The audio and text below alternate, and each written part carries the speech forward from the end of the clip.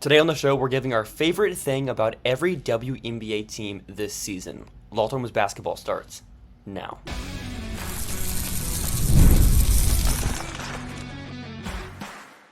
You are Locked On Women's Basketball, your daily podcast on women's basketball. Part of the Locked On Podcast Network, your team every day. Welcome. You are Locked On Women's Basketball. Thanks for making us your first listen every day. We are free and available wherever you get your podcast and on YouTube. This episode is brought to you by Prize Picks, the easiest and most exciting way to play daily fantasy sports. Go to prizepicks.com/LockedOnNBA and use code all lowercase LockedOnNBA for a first deposit match up to $100. My name is Hunter Cruse. I'm your Saturday host covering the WNBA draft and prospect scouting. I'm joined by my favorite co-host, Em Adler. Em covers the draft with a focus on player development and the game within the game. Today, we're going to be giving some positive talk on every single team, our favorite things we've seen from them. We'll go if we run out of time, we need to have another ad break. Maybe we'll get into some negative talk. We might, but we're gonna start positive. We're gonna move from the top of the standings all the way down. So, starting with Connecticut, the Connecticut Sun, they are 13-2 to start the year. They are notably not top 5 in points per game, but they win games. They win games. So it turns out if you play at a snail's pace, you actually don't need to score more than like 80 points. That's what they've been saying in like 2008, 2005. They're like the opposite of the Dream, where they play a 2024 offense, but they play it at the pace of 2008, whereas the Dream play a 2008 offense at the pace of 2024. You tell me which one results in better efficiency. Yeah. Whew. But for you, what has been your favorite thing about Connecticut this year? My favorite thing is probably and this is whatever. It's watching the guards. Because there's a lot of fun things with them. You know, DeWanna Bonner is now top 5 in all-time in scoring. Alyssa Thomas remains Alyssa Thomas. But for me, being able to see how Dejanay Carrington and Ty Harris fit in with this guard group, it's probably the best fit that they've had just in terms of what both guards are giving you at the same time since Jasmine Thomas and Breon January were both around there and still kicking basically 2021. And even then, it was maybe a little not enough juice off the dribble for what they want to do with that sort of jumbo 3-4-5. With what Ty Harris and Dejanay Carrington bring as, respectively, probably the best off-ball shooter in the league and just such an insane driving rim pressure presence, it's not, they're not the best players in the world at everything a guard can do, but what they do in terms of playing off of DeWanna Bonner, Bree Jones and Alyssa Thomas, I think it's just really fun to watch how that chemistry works and what they're able to do as a result of some, pretty unique opportunities relative to the, what looks they would be getting in other systems. How about you? Yeah, so I do have a stat here on Dejanay. I believe this is okay. This is only okay. This is an exclusive stat you can only hear here. This is something I just found. So, guess what percentage of Dejanay's points come in transition? Oh, it's gonna be super high. 40%. I believe this is right. Like it could be wrong, and I could be way off, but it's 90%. It's 90%. 90%? That's what it says here. What? That's what I'm seeing on Synergy Basketball 90% website. 90% what? in transition in the half court. I believe. Wait, is this right? I'm not even sure if this is right. It might be less than that. This is what happens when we don't have Lincoln.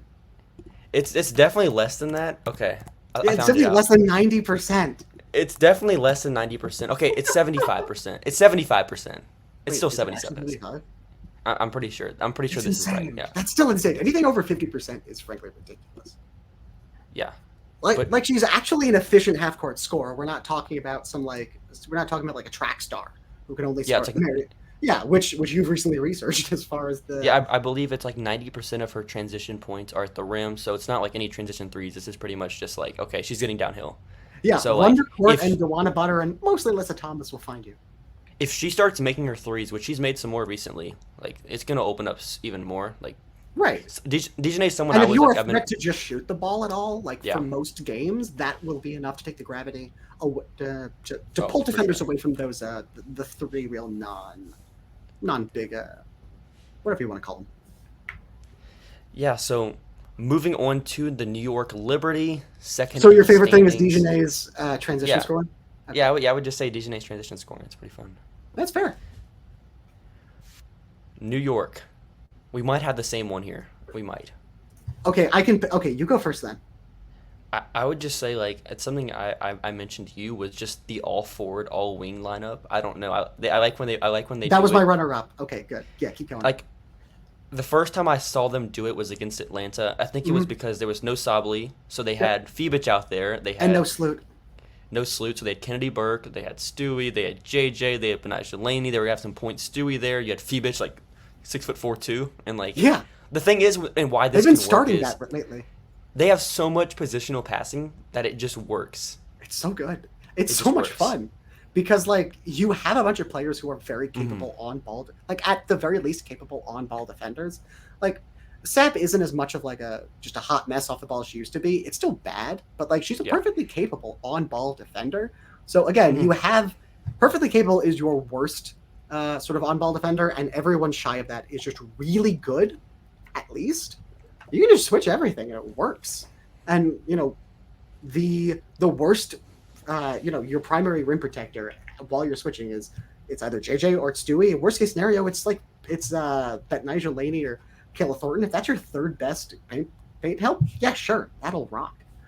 Sort of on that note, my favorite thing is definitely Jonquel Jones. I mean, she is, what do we want to say? Been like the third most valuable player in the league this year, fourth most valuable player in the league this year. Is her true shooting still like 70%? Yes, it's still over 70%. The first player since famously NECA like broke the bounds of what we thought was like humanly possible in 2016. But like, what is the 3-point vault? I feel like it's different. Like, it's JJ's big. She's taking like 4.5 threes a game. She upped it like almost double, I believe. She's taking literally 4.5 threes a game. The first time she's been over 4 since she won MVP in 2021. Her shooting splits. She's currently shooting 70% from 2, 43% from 3, 80% from the line. She's averaging 17 points, 8.5 rebounds, 3.5 assists, a block and a half, and only 2.5 turnovers. The 70% true shooting, 4 3-point attempt club per game cannot be big. It might just be JJ. It might just be JJ. It's got to be JJ and like Cynthia Cooper for one season, probably. 70%. Oh, it's tough. She might have done it. If anyone did it, it would have been her. Yeah. All right. Before we get to our first ad break, the Minnesota Lynx. What have you seen from Minnesota? What's your favorite thing been with them so far? I don't think there's any team in the league this year that plays more like a team than them, and the fact that they do this running basically like 1 through 9 on the roster is so fun to watch. Like there is just no drop off depending on who the ball goes to in terms of, how they hit their rotations, how they're able to shrink and recover as a team, how they flow from one action to the next. There are so few teams, especially at this point in the season, where you can actually watch them execute their scheme as well as they do with so much timing, the way that they flow from one thing to the next. It's what I think the early 2010 Spurs were like really in terms of this movement, this beautiful game. I don't think we would look at the Lynx on paper and say that they have a bunch of plus passers.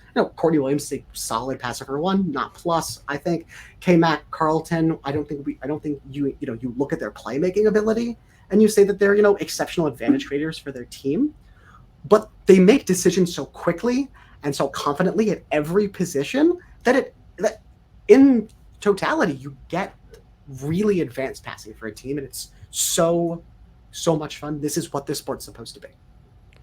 You mentioned early Spurs. This reminds me of those Budenholzer Hawks teams. Just like this is like let's just give the We're getting a lot of Player of the Boss Month Baby award. vibes from this movie, but you with the Hawks. Yeah, just give every player of the month. Like this is a perfect regular season team.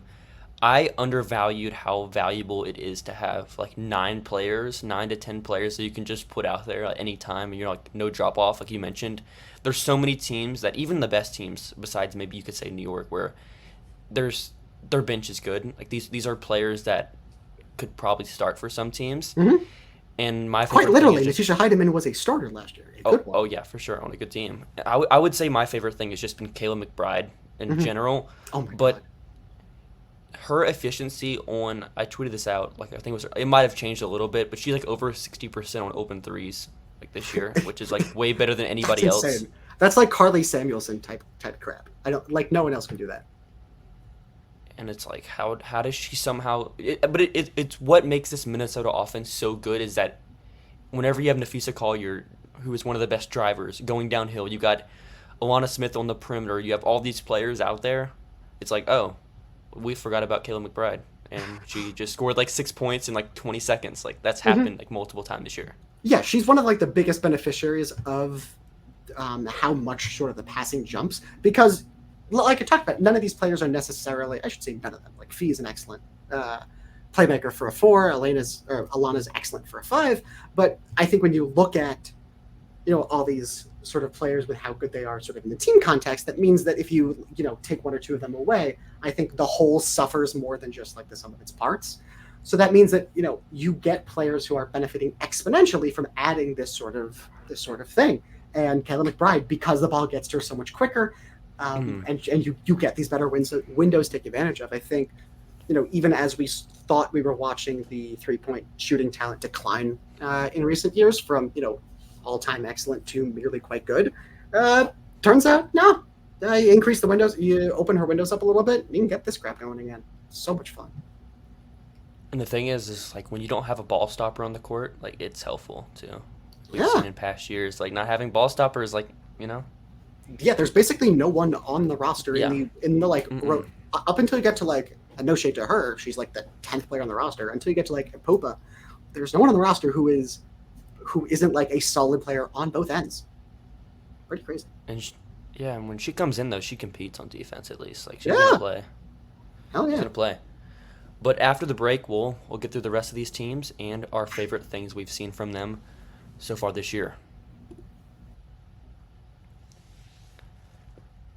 With Prize Picks, you could turn $10 into $1,000 in a single game watching your favorite sports this summer. If you're looking for promotions, Prize Picks has you covered every week, from lowering select player stat projections on Tuesday, which increases your chances of winning, to getting your entry fees back if you have a losing lineup on Fridays. The finals means more with Prize Picks, but so do the star players.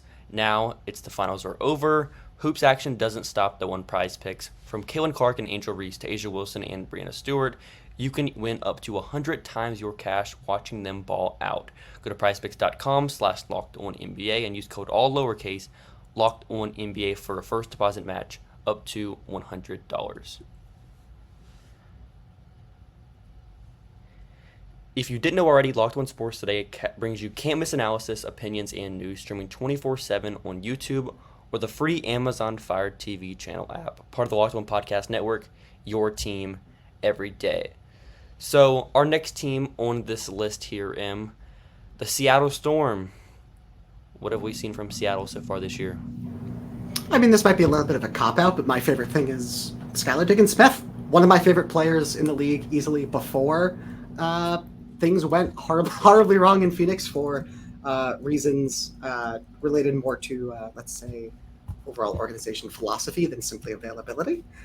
And to see for as, let's say, up and down as the beginning of her season was this year, coming off of the months upon months that she spent, having not played competitive basketball since A, stepping away from the Mercury, and B, having another child, to looking like this Skylar Diggins-Smith we saw most recently in Phoenix is just so much fun. Though, like there just are so few players who play with the confidence and the shot making ability, the playmaking, and the defense that she has. It is incredible. There's not a lot of players in the mold like her, and it's just really fun that for my opinion, like arguably the highest level of point guard play that I think I've ever seen in the W since Cooper at least.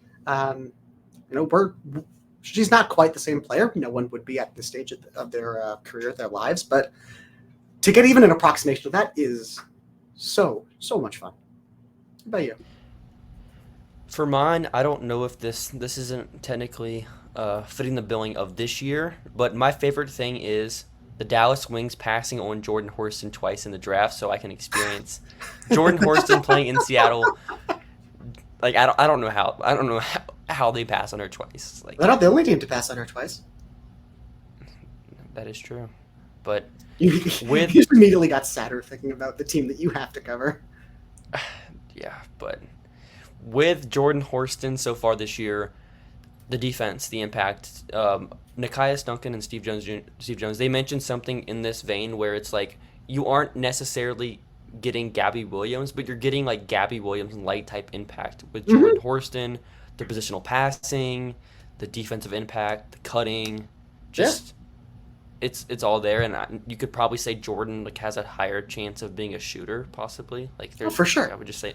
Yeah, but Yeah, I've talked to both of them about this before, and they certainly, without having to be prompted, certainly both see a lot of resemblances in each other, and that's one thing that in the sort of brief like 2 or 3 month period that they both spent in Seattle playing together, they were really training hard. Jordan Horston was trying to learn as much as she could from Gabby. Gabby was taking her under her wing, no pun intended.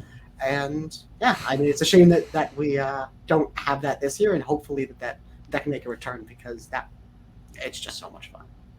Absolutely. all right, Las Vegas. Mine's pretty easy here. You go ahead. I'll just say Chelsea Gray's back. Like, Hell yeah. I just think like having Chelsea Gray on the court like changes things so much for them. My thing is people putting out these power rankings and saying that they're like the 6th best team. They're the best team until they lose a championship. Like I don't think the regular season matters that much, honestly. Absolutely. For them. They're the best team until they lose the championship. To me, It's like, we're at this, and this also feeds into what my thing was going to be. I think we're at the stage with A'ja Wilson where the MVP is A'ja Wilson until someone else proves it's not.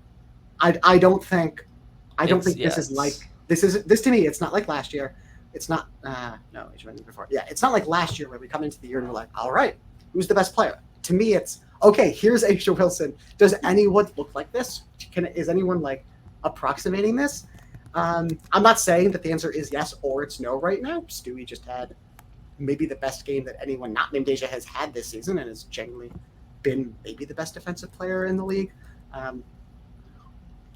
But it's just insane what A'ja is doing this year on top of, we saw her be, I think, arguably the best player in league history for a short stretch at the end of like Game 5 last year, Game 3, really, when she was almost single-handedly fighting back against the Liberty, and just what she was able to do on offense and on defense, commanding the entire side of the championship winner, taking them over the line, and then bring that into this year where we've seen some games like the one against Connecticut yesterday, or even some other recent ones around that. There are times when she just for quarters at a time will be like, all right, we're just going to win this game. What she did to like Alyssa Thomas and Bree Jones last night is just rude. And even in the games earlier in the season where I definitely would not say she was dogging it, but maybe wasn't looking like the same player I think that we know she can be in the playoffs. Even on those nights where it's quote unquote like an off night for her, it's still like 30 points on 20 shots. Like it is impossible for most players to even dream of being as good as A'ja is when A'ja is like 50% of herself. Yeah. It's impossible to lose sight of that, I think. She's averaging close to 28 points in 33 minutes. Like that's. She's up to like a 20% assist rate and like a 9% turnover rate, which is insane. That is like Stewie numbers in terms of playmaking, but from A'ja. All right, so before we get to our next break, the Phoenix Mercury. Hell yeah. Everything aesthetically at the very least. There's a lot of things I love, but like I'll leave some of those to you because I know you're a couple options you're going to pull from. For me, it's just the aesthetics of them, the pace they play with, the amount of ball screens they set, especially off the ball. I've been begging W teams to get more active with off-ball screening for years, and Nate Tibbetts and KT, not Keller Thornton, Christy Tolliver as the associate head coach, they are just pushing this so hard, and it's amazing what they're doing with so many ball handlers, so many shooters. I mean, BG is currently making like a third. This will probably go down, but she's making like a third of a 3.5 or something per game, and a little bit she's come back. I think it's impossible. I'm sure there are people who can prove me wrong, but I don't think you can be like a human being whose heart is capable of being full of joy and watch this team and not just find an immense amount of fun in what it looks like when they play, even like decently. Yeah. Lincoln gave us one note to mention on this episode. The only note was just Spain pick and rolls that Phoenix has been running. Besides that, for me, they I would do just love say, running the Spain pick rolls to get DT for a pretty easy backpedal 3.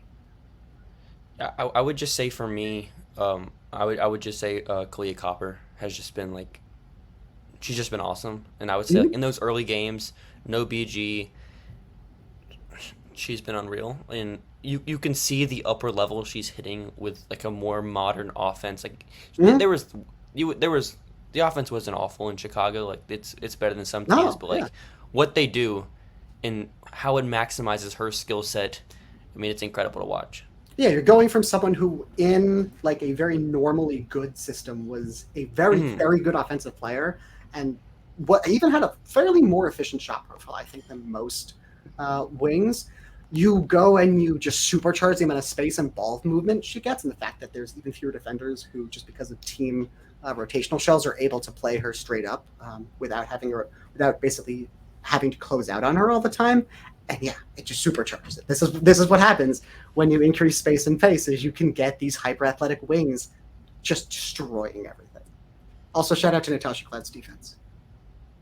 Yeah, and the one thing I wanted to mention with Ka was just like she's not like ever really been like an awful shooter, but like there's a level of outlier shooting development there with her. Like she was someone that would take like one attempt per game. She was more comfortable in the mid range, but like this year, 7.1 3-point attempts per game, 37.7%.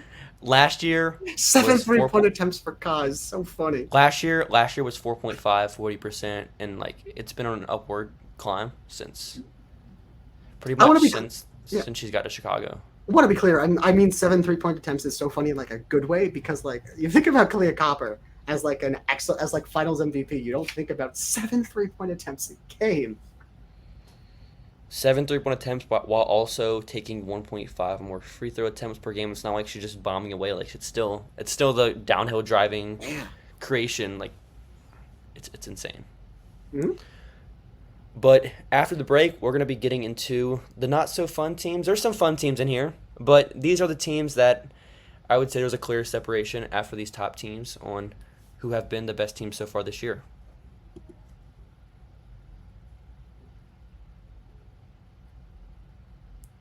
LinkedIn isn't just another job board. LinkedIn has a vast network of more than 1 billion professionals, which makes it the best place to hire. It gives you access to professionals that you can't find anywhere else. LinkedIn does all that while making the process easy and intuitive. Hiring is easy when you have that many quality candidates. So easy, in fact, that 86% of small businesses get a qualified candidate within 24 hours. LinkedIn knows that small businesses are wearing so many hats and might not have the time or resources to hire. LinkedIn is constantly finding new ways to make the process easier. They even just launched a feature that helps you write job descriptions, making the process even easier and quicker. 2.5 million small businesses use LinkedIn for hiring. Post your job for free at linkedin.com/lockedonnba. That's linkedin.com/lockedonnba to post your job for free. Terms and conditions apply.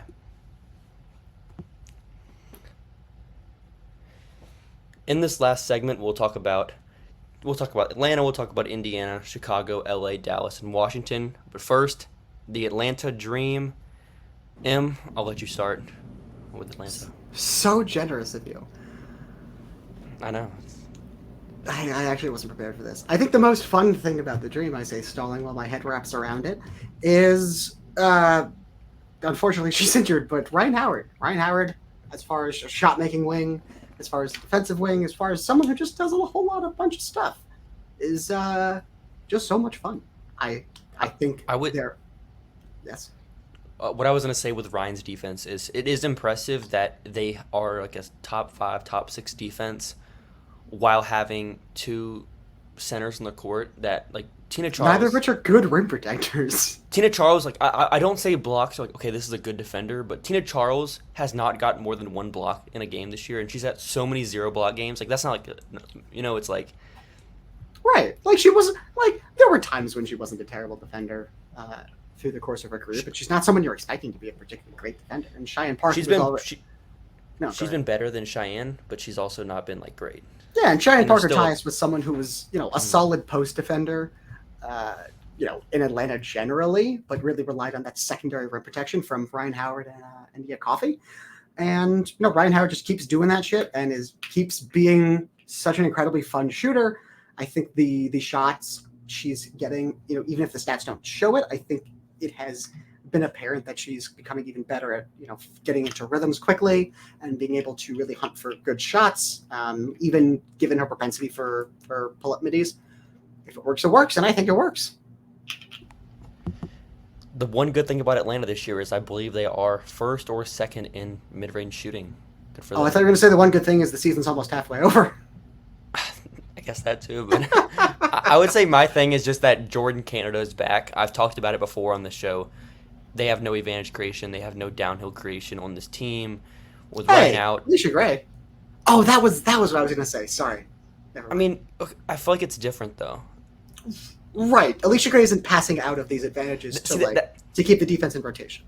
That was a big thing for her. I feel like last night was just that there was a couple of times where like they didn't have a player on the court that could pass out of drives, and then right. They made Indiana's defense look so good. Yeah, Alicia Gray is someone who I think we've seen time and time again over the years. If she's the third or fourth, if she's the third offensive option on your team, if she's the one attacking closeouts after you have pick and roll, kick out, swing, that is excellent. That is a championship level offense. If it's really anything higher than that, you go from that to good, and then you drop to oh god, which is not a knock against her. Very good player. It's just, the level you need to get to be able to sustain that level of offensive vision and creation. It's very high in this league. Yeah, I would say next, the Indiana Fever. They're starting to win games. Yes, they are. Melissa Smith has been fun too. I would say she did mention that like she's gotten more buy-in like defensively from her teammates, the staff. Like I hope so. She isn't providing. She's been better. She's not the worst defender in the league. That's what she was looking like early though. For a player that is athletic as she is and the tools to be that bad defensively. Not to derail the conversation for a second, but I still don't get it. There are things that I've been wrong about when it comes to scouts that I'm fine with. I was like a 21-year-old doing scouts on and trying to get 21. Whatever. Shut up, Hunter. Whatever. I understand. I understand. I could be wrong about some of these things 4 years ago. But there are, of all the things I've gotten wrong, I cannot believe her defense hasn't even been average. I do think it's a major thing for me in this kind of theory is just that playing for Indiana, as bad as they are, I think it's built bad habits. I think that's probably the main thing, honestly. Make a good point. There's so many uncompetitive games that it's okay, I'm just gonna get my buckets. That's a fair point. Which I think also makes it even more impressive because I talked about this with y'all before.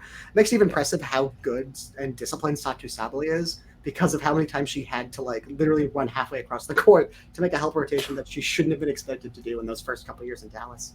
My good thing in what are we talking about? Indiana. My good thing I think is Aaliyah Boston's defense. Obviously in terms of conditioning, in terms of pace, she wasn't all there the first couple games, and I think since then she's been on an absolute tear. Obviously, the numbers over the past few games, they are what they are. She had a perfect shooting night yesterday, even on low usage. But for me, the post defense is definitely already better than it was last year. Her understanding of closing out in space is continuing to get better. She's getting to the point where I think that we all really expected to, but it's just so much fun to watch that improve in real time because we know how talented she is. Yeah, one thing I would say with the Laser defense and another theory I think I have is just that I feel like these players that don't go overseas have to play into game shape more, honestly. In terms of defense and there's not I was talking about it with Nia Coffey pregame yesterday. Whenever you're overseas, whenever you're in the States and this, it's so hard to get runs and play and how short training camp is. it's so hard to get runs before the season starts. So like you're just thrown in there, and like and it's different because like you have to think about it. She was coming from a rookie year, where at South Carolina they were playing like pretty much year round. Like they had summer. There was always someone you could play against. You know. Yeah. Like, even if different. even if you're not playing particularly heavily, you are staying active with the team. You're going on tour during the summer just to stay in shape, basically, just to run through the motions. And yeah, that is it is funny you mention that. That is definitely the trade off there. I do think it might be worth it though. Oh yeah, I totally agree. And it's funny, the head trainer of the Connecticut Sun pretty much said as much 2 months ago on the Backyard Buckets podcast, which I highly recommend. It's basically, players who are coming from overseas versus players who are coming from essentially having been able to actually relax and take off during the offseason. You have to approach their return to game shape differently. Mm-hmm. And, one of them, you're basically managing what muscles are overtaxed, what muscles sort of need to get brought back up so we even things out versus actually needing to do a full ramp up. It's different. All right, we'll get through these pretty quickly. The Chicago Sky. What have you seen from Chicago? Angel Reese is just fun. Angel Reese is just so much fun, from the energy, with the passing, with the defensive rotations. I think, it's not perfect. We weren't expecting it to be perfect. It's not, it's not like Elizabeth Williams on the same team, who I think is not unrealistic defender to strive to be. Elizabeth Williams, obviously, like, class of the league when it comes to rim protection year over year.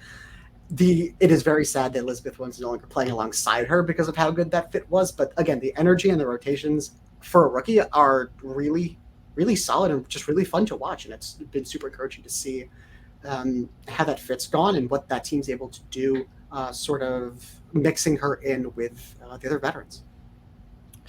Yeah, mine is just that Kennedy Carter is like a generational athlete. Like there's not many players that have been like this. I went through it, and she is averaging, these are the 3 players that have averaged the most points at the rim among players that are under 6 foot since 2020. Kennedy Carter. It's 2024, 2021, and 2022, right? 2020, she averaged 7.3, 7.4, but it was like a shorter season, and then fake wobble season. 8.1 is like the highest number, like pretty much insane. Since 2010. That's ridiculous.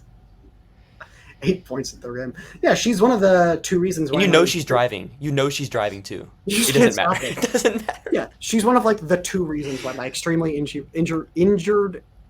injury-riddled fantasy team is not dead to rights. Speaking of your fantasy team, the Dallas Wings. My big positive, other than Maddie Segrist, who I've written about in an article that you listeners can read, Mo Billings has very much kept my fantasy team not only alive, but she's allowed me to maintain my annual fantasy team default name, Mo Billings, Mo Problems. Mine is, congratulations, Dallas. Paige Beckers. Don't you speak that into existence. Washington's going to have the highest lottery odds. LA is going to be number 2. Don't do this. Kiki and Satu would be fun. They already haven't. Natasha Howard's probably leaving in free agency, but like they already. That's what I'm Kira McCowan and Kalani Brown. They don't care. They don't care. They don't care. You don't make the rationale. They'll play Kiki at the 2, which honestly is better than what they've done. She could play the 2 if they need her to. It would be really funny if Cameron Brake and Kiki Uriafen spend literally just 1 season playing without each other and then go back to playing with each other. Speaking of LA. Woohoo! My worst favorite thing, or my least favorite thing, is Cameron Brink's injury. Like, that's not a favorite thing at all. I said least favorite. Worst. Oh, I thought you meant like it is least among worst things. No, like the worst thing of this year. This is why grammar is important, and this is why we write. It is important, but talk for a living. This is the 34-minute mark of a Locked On Women's Basketball near Sunday pod. Don't ask what hour we're recording at, but I think you can tell from the conversation. What is your favorite thing about LA then? Rickea Jackson. Buckets. Okay, Buckets. Mine is Steph Talbot, who is all the way back. Do not watch Brianna Stewart's highlights from the game that they just played, because most of them came against good defense. Most of them were defended by Steph Talbot. However, Steph Talbot got some buckets on Stewie to return the favor. Steph Talbot, She's back. And What was the speaking of line? back, we'll be back next week for another episode of One Team What's Back. I thought that was a good segue, but I'm not the host. I don't have the script up. We so I forgot can't one pull it off. team. The Washington Mystics. You forgot the Washington Mystics. It's okay. It's okay.